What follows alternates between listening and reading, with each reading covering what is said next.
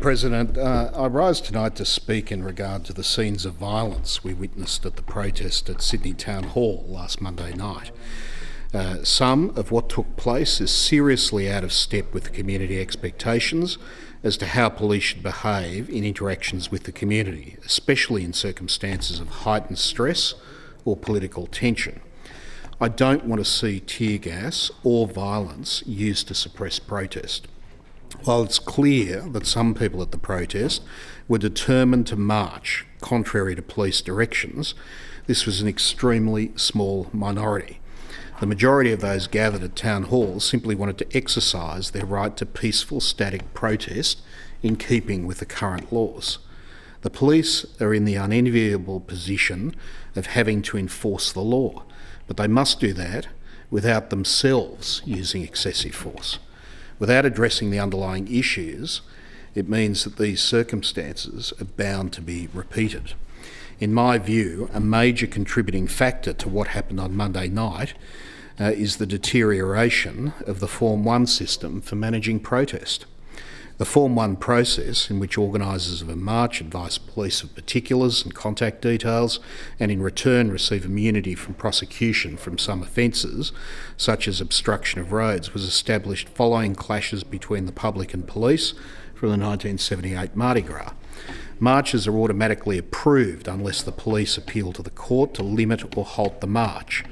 We then have an independent umpire, the New South Wales Supreme Court, who decides on the evidence whether it should take place or not. The Form 1 system's operated more or less successfully for almost 50 years because of this independent decision maker. The court provides a forum for the sober presentation of arguments. It takes the heat out of differences of opinion between police and protesters, and it's trusted by all sides to be fair and impartial. In the last 12 months, there have been two decisions on Palestine Action Group protests. In one, the court ruled that the March for Humanity across the Harbour Bridge could go ahead, and it did, successfully and peacefully, as 300,000 people marched across the bridge without any recorded incidents of violence. The police abided by the court's decision, and they facilitated that protest.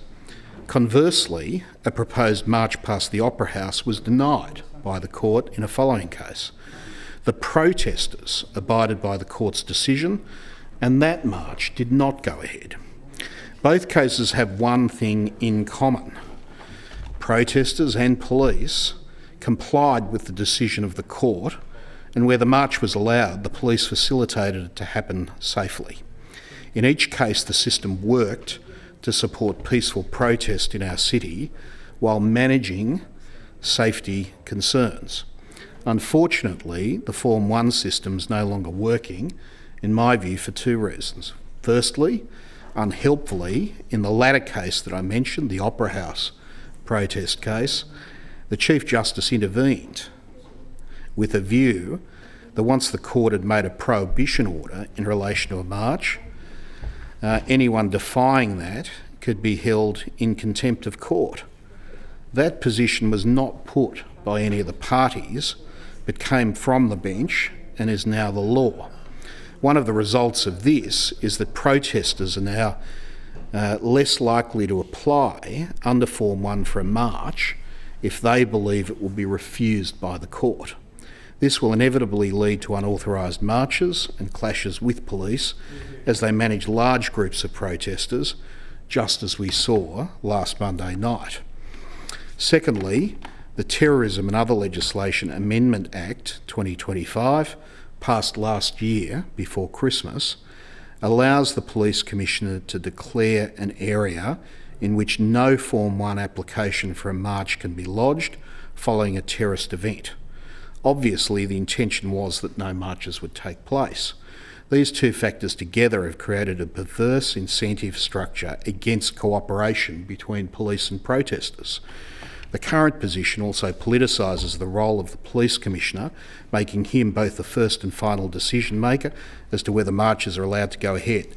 This serves only to inflame tensions between police and protesters and places all parties in an impossible position. The integrity of the Form 1 process needs to be repaired so the peaceful protests can be safely facilitated in our city once more and to avoid a recurrence of the dreadful scenes we saw last Monday night.